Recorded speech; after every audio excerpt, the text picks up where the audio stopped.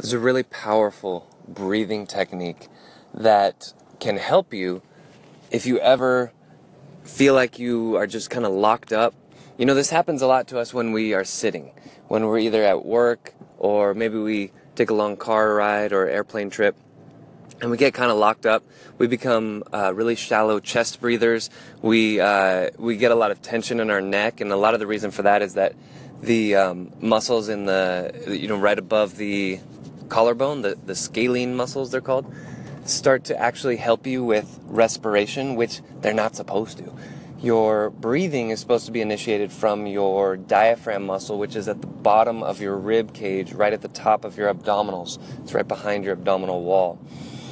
And as that muscle, the diaphragm muscle, contracts, you begin to inhale deeply.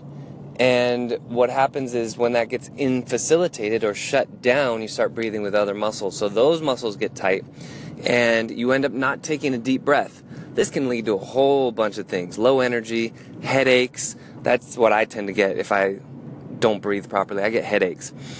So I'm going to show you a breathing technique and describe to you what you want to be doing with your body as you're doing this. So get somewhere near a wall, and you're going to face the wall and just put your fingertips on the wall just to kind of maintain some balance so that you're not falling over.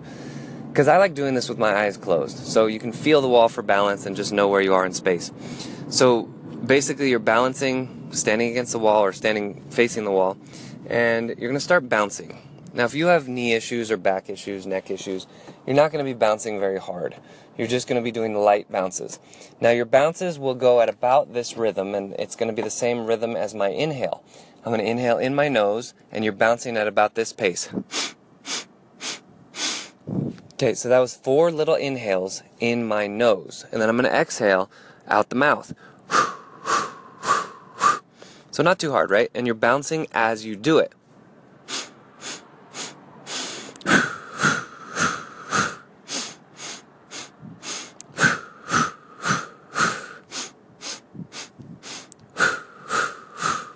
If you haven't started, join along with me. So you're going to go in, out, out, out, out.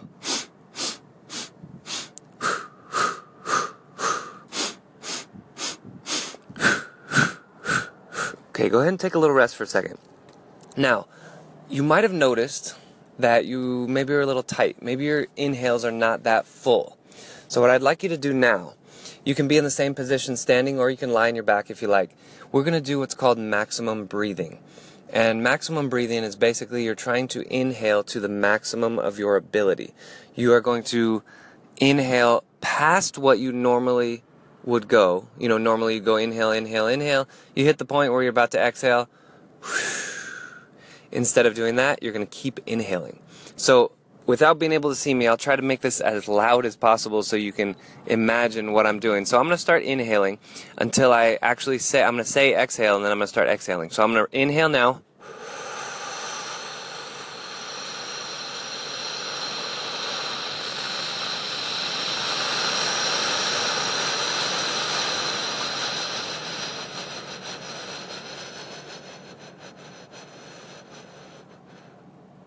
Exhale.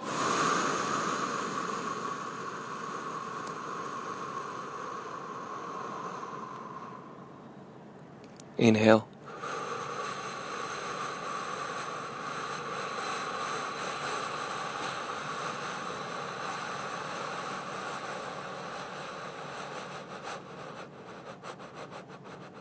Exhale. Okay, I did 2 really deep breaths right there. Now already I feel really good, really relaxed. I would actually stop this recording for a minute and try to do a few of those. Now, did you notice how when I started to inhale really slowly and then it started to get a little choppy? What I actually felt in that one was my diaphragm muscle, again it's at the abdomen, kind of shaking a little bit. This is a normal reaction. Any muscle can do this, and every muscle will if you put it under stress in a situation where it doesn't quite know how to react. So it was basically overreacting. It was kind of doing something that it wasn't too used to doing.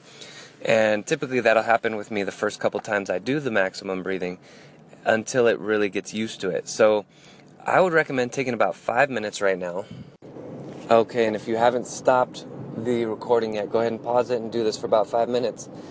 And then now you're going to go back to the more challenging breathing. So that was the...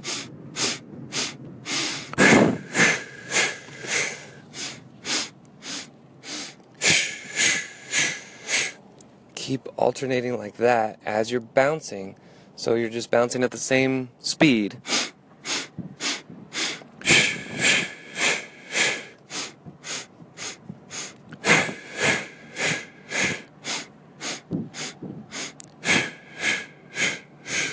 And that's it. So alternating between these two breathings, the maximum breathing, and I don't really have a name for the other one. We'll call it bouncing breathing, I guess.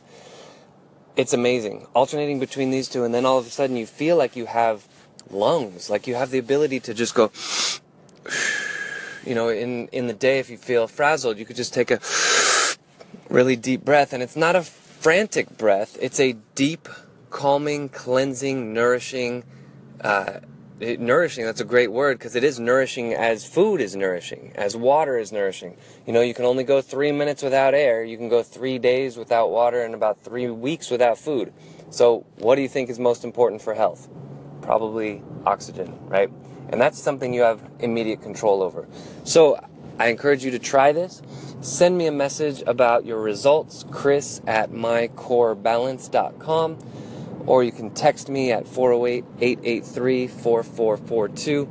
You can also send me your questions at the email address and phone number as well. So I hope this goes well. Also, join me Facebook Live for a free workout, 10 minutes long, every Wednesday at the crack of dawn at 6 a.m. every Wednesday. I'm doing a Facebook Live workout at the My Core Balance Facebook page, so like us on Facebook. Hey, hope to see you around, hope to hear your questions and hear your results of this breathing test. Bye.